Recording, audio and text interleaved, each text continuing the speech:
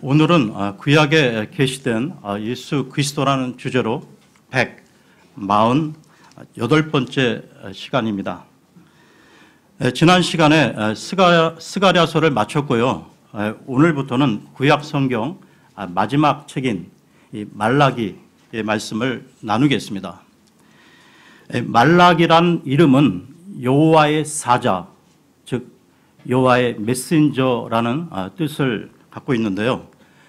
그러면 본문에 들어가기 앞서서 말라기의 배경을 잠시 언급하고 가겠습니다. 이 바빌론에서 70년간 이 포로 생활을 하고 고국으로 돌아온 유대인들은 수룹 바벨 성전을 짓고 예루살렘 성벽을 재건하는 등 나름 하나님 앞에서 영적 각성의 삶을 살아가기 시작했습니다. 그런데 약 100년의 시간이 흘러가면서 이스라엘은 또다시 종교 의식적인 형식주의와 위선적인 삶으로 돌아갔던 것이죠. 말라기 당시 이스라엘은 우상 숭배를 하지는 않았지만 그들의 영적 상태는 병들어 있었던 것입니다. 오늘 본문인 이 말라기 1장은 하나님께서 그들의 영적 문제가 무엇인지를 진단해 주고 있는데요. 이스라엘의 영적 상태를 바라보면서 현재를 살아가는 우리들의 영적 상태도 같이 점검해 보았으면 합니다. 그러면 오늘 본문 말라기 1장 1절을 보겠습니다.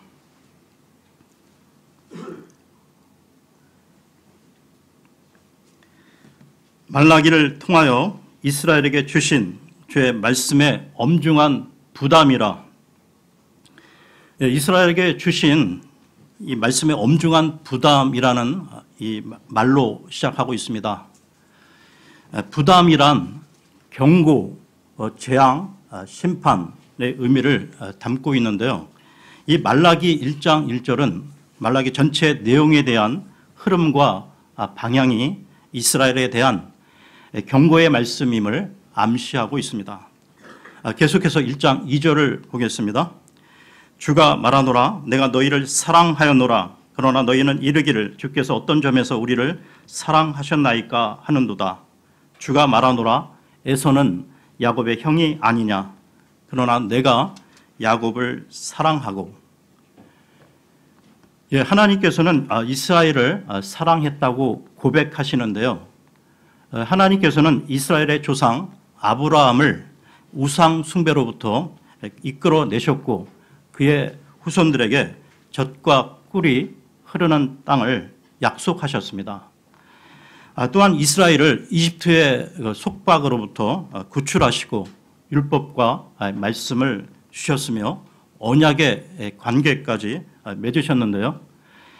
이 모든 것이 이스라엘에 대한 하나님의 사랑이라는 것입니다. 이 부분을 말씀 가운데 확인해 보겠는데요. 신명기로 가겠습니다. 신명기 7장 6절에서 8절을 보겠습니다. 신명기 7장 6절에서 8절입니다.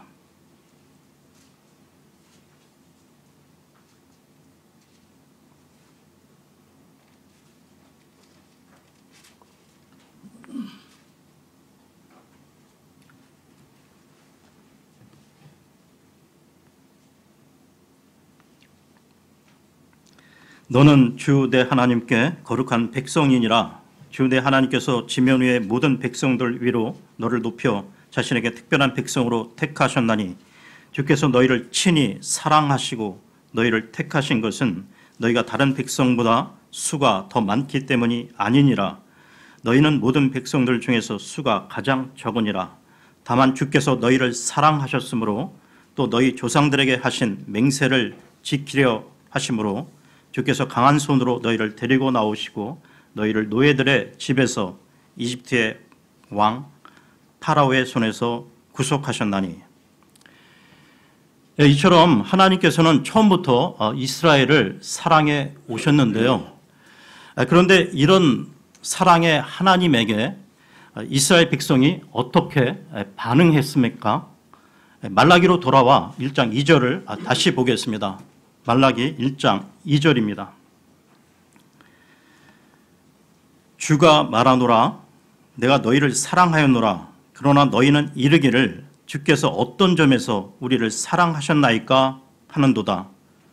주가 말하노라 에서는 야곱의 형이 아니냐 그러나 내가 야곱을 사랑하고 2절 중간에 보시면 너희는 이르기를 주께서 어떤 점에서 우리를 사랑하셨나이까 라고 오히려 반문하고 있다는 것이죠. 그에 대해 하나님께서는 즉각적으로 말씀하셨습니다. 에서는 야곱의 형이 아니냐고.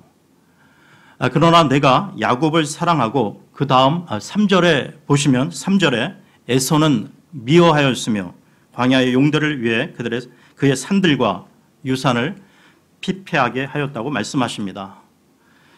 그렇다면 하나님은 왜 야곱을 사랑하고 에서를 미워하셨을까요? 이유가 무엇입니까?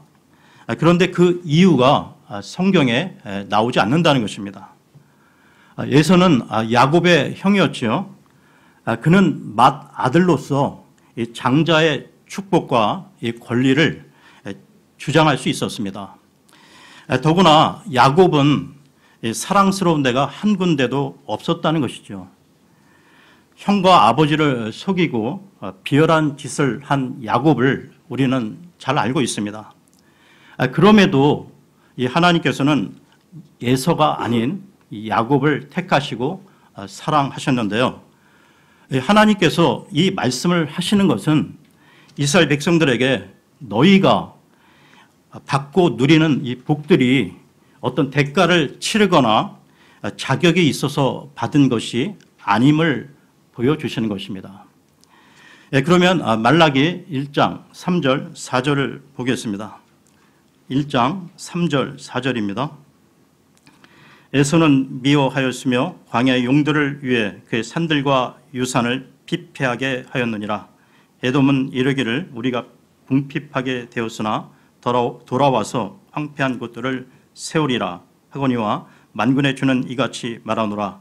그들이 세울지라도 나는 홀리라.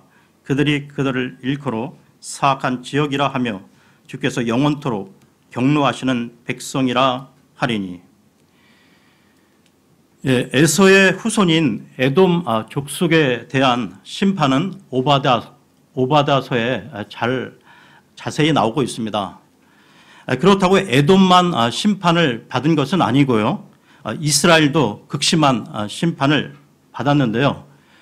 이 부분에서 우리가 놓치지 말아야 할 부분은 에돔은 이 멸망 후에 회복이 되지 못하고 역사의 뒤안길로 사라져 갔지만 또한 이스라엘도 역시 심판을 받았지만 그들은 하나님의 은혜 속에 회복이 되었다는 것입니다.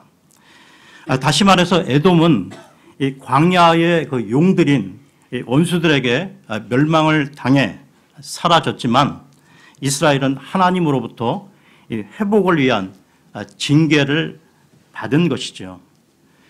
그렇다면 에서와 이 에돔 족속의 불행한 역사는 어떻게 시작되었는지 히브리서로 가겠습니다. 히브리서 12장 16, 17절을 보겠습니다. 히브리서 12장 16, 17절입니다.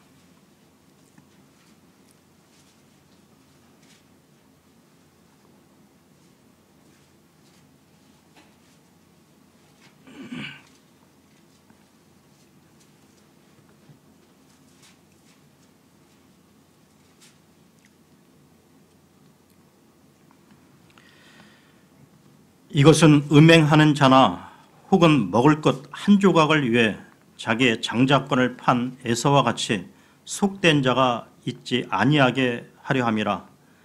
너희가 아는 바와 같이 그대의 그가 복을 상속받고자 하였으되 거절당하였으니 그가 눈물을 흘리고 염려하며 뜻을 돌릴 것을 구하였으나 그것을 찾지 못하였느니라. 그러면 야곱과 그 에서의 그 후손들 그 결말에 대한 말씀을 보겠는데요. 오바댜서로 가겠습니다. 오바댜서는 아모스서 다음에 있는데요. 오바댜 1장 17, 18절을 보겠습니다. 오바댜 1장 17, 18절입니다.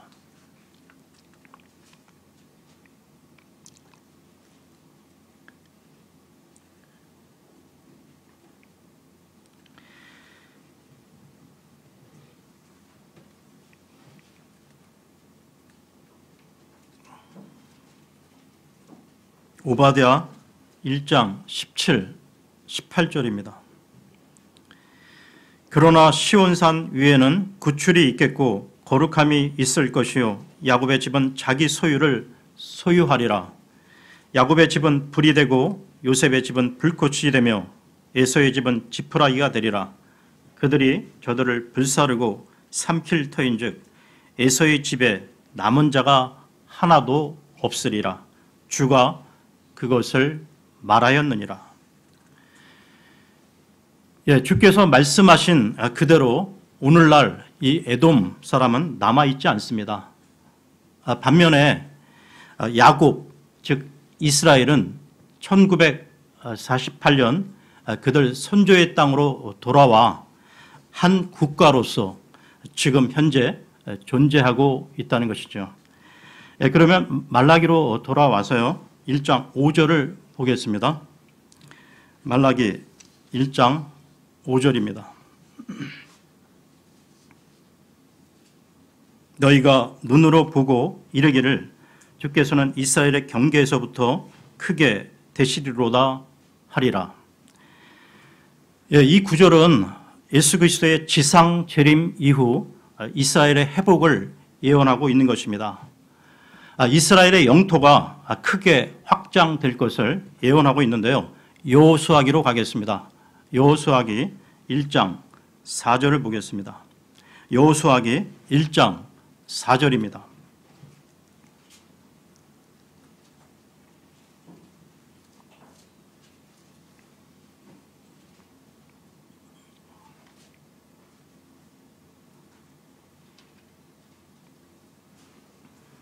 곧 광야와 이 레바논에서부터 큰 강 유프라테스 강에 이르는 해쪽 속의 온 땅과 또 해 지는 편을 향한 대해까지 너희 지경이 되리라.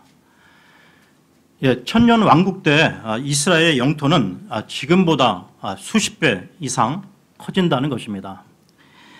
지금 이 부분 야곱과 이 에서의 결말을 보면서 우리는 영적 교훈을 찾을 수 있는데요. 우리네 인생도 두 가지 갈래가 있다는 것입니다. 어떤 사람이건 예수 그리스도 안에 있거나 아니면 예수 그리스도 밖에 있거나 둘 중에 하나라는 것입니다. 그리고 그 연장선에서 하늘나라로 가고 있거나 아니면 지옥 불호수로 가고 있거나 둘 중에 하나라는 것입니다. 하나님께서는 의와 이 불의 사이에 분명한 선을 그어 놓으시는 분이시며 하나님께서는 이 구별을 명확히 하시는 분이십니다. 그러면 말라기로 돌아와서요. 1장 6절을 보겠습니다. 말라기 1장 6절입니다. 오 내 이름을 멸시하는 제사장들아 만군의 주가 너희에게 이르기를 아들은 자기 아버지를 공경하고 종은 자기 주인을 공경하나니 그런즉 내가 아버지일진데 나를 공경함이 어디 있느냐 내가 주인일진데 나를 두려워함이 어디 있느냐 하거니와 너희는 이르기를 우리가 어떤 점에서 주의 이름을 멸시하였나이까 하는도다. 하나님께서는 이스라엘에 대한 고발장을 작성하시는데요. 그 고발을 누구부터 시작하냐면 다름 아닌 제사장들, 즉 종교 지도자들부터 시작하고 있습니다. 베드로전서 5장에 보게 되면 좋은 지도자들은 영광의 관을 하나님으로부터 받는다고 되어 있는데요. 그러나 악한 지도자는 더 큰 정죄를 받게 된다고 말씀하셨습니다. 구약 역사를 보게 되면 이스라엘에게 좋은 제사장이나 대언자, 왕보다는 악한 지도자들이 훨씬 많았다는 것이죠. 그래서 하나님께서는 이 영적 지도자들에게 그 책임을 묻고 계시는 것입니다. 6절에 하나님께서 이들에게 너희가 나를 공경하지도 않고 두려워하지도 않는다고 책망하시니까 오히려 이들은 하나님에 대한 이 반항조로 우리가 어떤 점에서 주의 이름을 멸시하였냐고 대들고 있는데요. 말라기서 곳곳에서는 이 이스라엘 백성들의 반항적인 이 말투가 나오고 있다는 것입니다. 하나님을 향한 이 저항과 이 반항은 인간의 죄성을 잘 보여주고 있는 것이죠. 이스라엘 백성들은 이 하나님께서 말씀하시면 겸손히 인정하고 자신의 잘못을 돌아보고 돌이켜야 했지만 그렇지 않았습니다. 제사장이나 백성들이나 모두 하나님에 대한 이 경외심이 결핍되어 있다는 것은 그들이 하나님께 바친 희생물이 어떤 것이었냐를 보면 증명이 되는데요. 계속해서 1장 7절을 보겠습니다. 1장 7절입니다. 너희가 더러운 빵을 내 제단 위에 드리고는 이르기를 우리가 어떤 점에서 주를 더럽게 하였나이까. 하나니 너희가 이르기를 주의 상은 업신여겨도 된다 하는 점에서 그리하였느니라.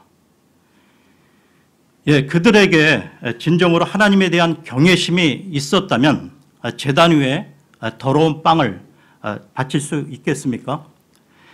그들은 가장 최상의 것을 하나님께 바치기는커녕 부패해서 자신들도 먹지 않을 빵을 하나님께 바쳤던 것입니다. 이런 행위는 그들이 자신들의 삶을 바꾸지 않으면서 위선적인 종교 행위에 머물고 있음을 보여주는 것이죠. 그렇다면 이 부분에서 현재 우리들의 신앙 상태를 점검해 보아야 합니다. 지금 우리들은 어떠한지요? 로마서 12장 1절에 보시면 너희는 너희 몸을 거룩하고 하나님께서 받으실 만한 살아있는 희생물로 드리라고 했는데 하루 24시간 가운데 세상적인 TV나 유튜브 시청 등 과도한 취미활동, 쇼핑 등 육신적인 시간 낭비는 우리에게 얼마나 있는지요. 즉 우리는 신실한 그리스도의 영적 군사인가 아니면 무늬만 그리스도인인 육신적인 그리스도인인가 자문해 보아야 한다는 것이죠. 계속해서 1장 8절을 보겠습니다. 1장 8절입니다. 만군의 주가 말하노라 너희가 눈먼 것을 희생물로 드리면 그것이 악하지 아니하냐. 너희가 다리 저는 것과 병든 것을 드리면 그것이 악하지 아니하냐. 이제 그것을 내 총독에게 드려보라. 그가 너를 기뻐하겠으며 네 외모를 용납하겠느냐. 하나님께서 이번에 또 책망하시는 것은 그들이 다리 절고 병든 동물을 희생물로 갖다 바친 것인데요. 이것 역시 이 바치는 자의 마음 상태를 보여주는 것입니다. 희생 규례를 보게 되면 제단 희생물은 순결하고 흠이 없어야 했는데요. 레위기로 가겠습니다. 레위기 22장 17절에서 22절을 보겠습니다. 레위기 22장 17절에서 22절입니다.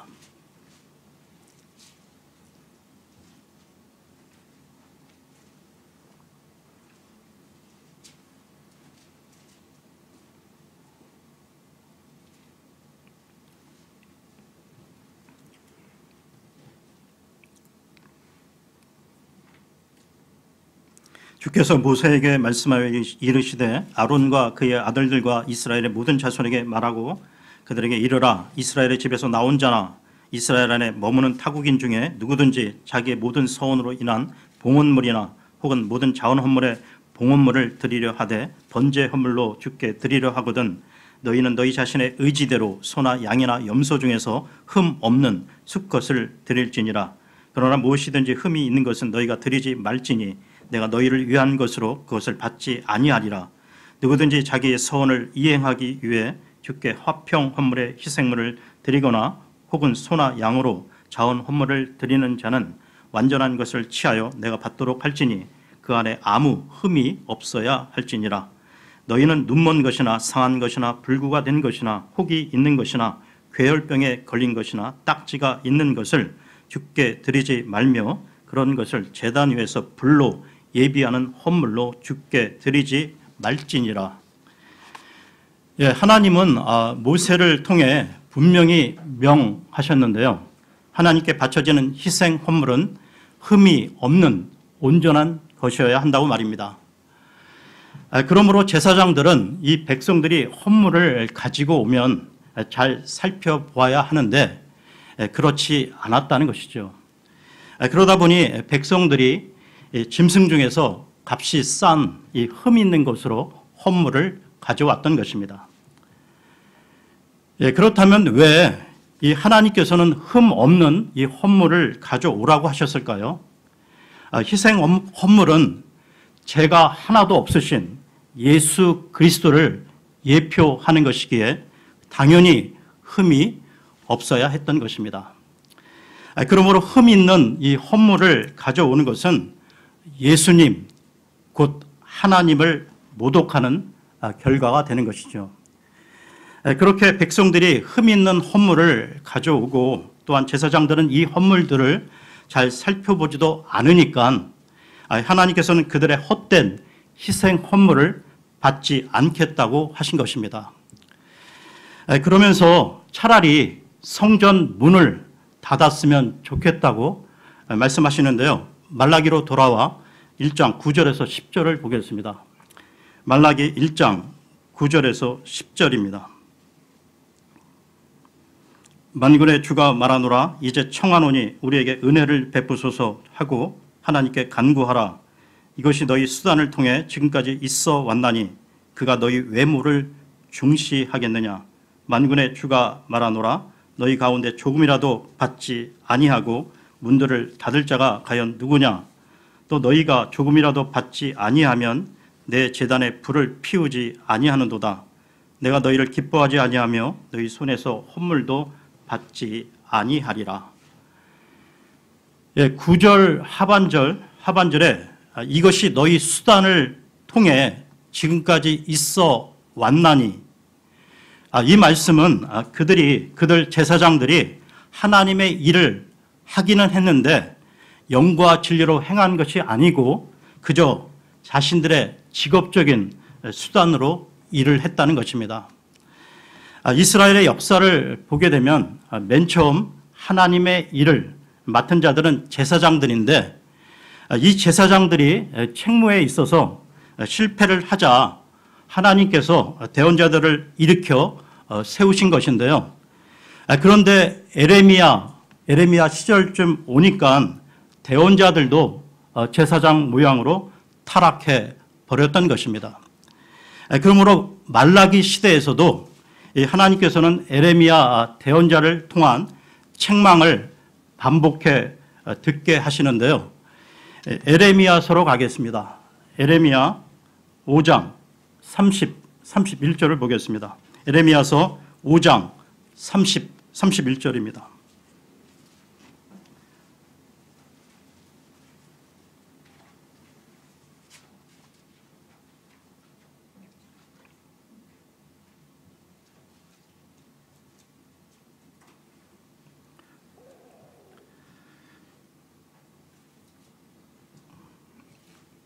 그 땅에서 놀랍고도 무서운 일이 이루어졌도다.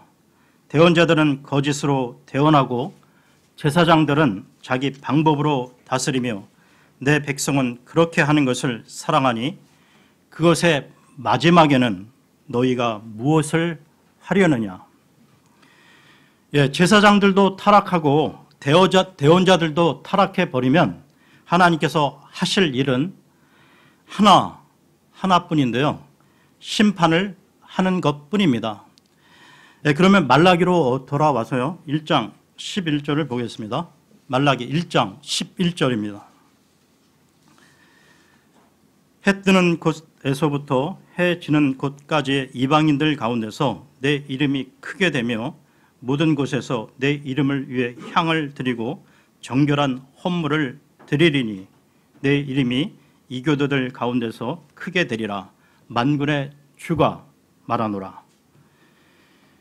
예, 세계 모든 이방인들 가운데서 주님의 이름이 크게 된다는 이 말씀은 앞으로 신약 교회가 선교적인 노력을 기울일 것이라고 하는 예언적인 말씀이면서 더 나아가 천년 왕국에서 이스라엘의 주도하에 온 세계가 주님께 경배를 드리게 된다는 것입니다. 그러니까 구약시대 때 드렸던 이 경배 그 스타일이 천년 왕국 기간에는 유대인들에 의해 모든 민족에게 다 가르쳐 지게 된다는 것입니다. 그 와중에 전 세계 이 모든 곳에서 드려지는 그 헌물은 정결한 헌물이 되면서 주님의 이름이 높여지게 된다는 것이죠. 계속해서 말라기 1장 12절을 보겠습니다. 12절입니다. 그러나 너희는 말하기를 주의 상은 더러워졌고 그 상의 열매 곧 그분의 먹을 것은 없인 여겨도 된다 하므로 내 이름을 더럽혔느니라. 예, 주의 상이 더럽혀졌는데요.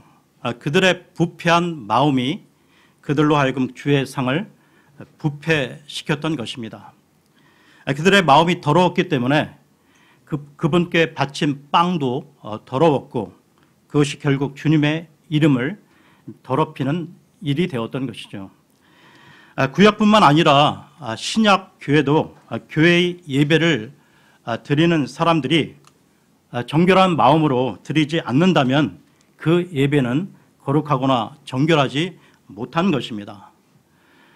계속해서 1장 13절을 보겠습니다. 13절입니다. 만군의 주가 말하노라 너희가 또한 이르기를 보라 그 일이 얼마나 피곤한가 하며 그 일을 향하여 코웃음을 치고 찢긴 것과 다리 저는 것과 병든 것을 가져왔느니라. 주가 말하노라 너희가 이같이 헌물을 가져왔으니 내가 너희 손에서 이것을 받겠느냐. 예, 이들의 그 모습을 보게 되면 형식적인 종교 의식 가운데 머물러 있었기에 귀찮아하고 피곤해하고 있는데요. 하나님께서는 의무감에 어쩔 수 없이 마지못해 드리는 이 종교 의식을 예배로 인정하지 않으신다는 것입니다. 그렇다면 말라기 시대만이 아니라 라오디게아 이 교회 시대를 살아가는 우리들의 모습은 어떻습니까? 우리가 드리는 매 주일 예배는 영과 진리로 살아있고 거룩한 예배를 드리고 있는 것인지 스스로 내면의 모습을 돌아보아야 할 것입니다. 계속해서 1장 14절을 보겠습니다. 1장 14절입니다. 그러나 속이는 자 곧 자기 양떼에 수컷이 있는데도 서원한 뒤에 부패한 것으로 주에게 희생물을 드리는 자는 저주를 받으리라. 나는 위대한 왕이며 내 이름은 이교도들 가운데서 두려운 것이니라. 만군의 주가 말하노라. 예, 서원한 뒤에 부패한 것으로 희생물을 드리는 자는 저주를 받으리라고 했는데요. 신약 그 사도행전에 거짓 헌물을 드리다가 죽음을 맞이한 사람이 아나니아와 삽비라 부부입니다. 여러분, 이 말라기 시대나 초대교회 시대나 지금 우리가 살아가는 이 시대나 우리가 경배하는 대상은 온 우주 천하 만물을 창조하시고 섭리 가운데 인도에 가시는 살아계신 하나님이십니다. 주님은 영광을 받으시기에 합당하신 위대한 왕이 되시는데요. 주님은 앞으로 천년왕국 때 온 세상 가운데 만군의 주, 만왕의 왕으로 영광을 받으실 두려운 분이십니다. 네, 오늘은 여기까지 하고요. 다음 시간에 2장으로 넘어가겠습니다.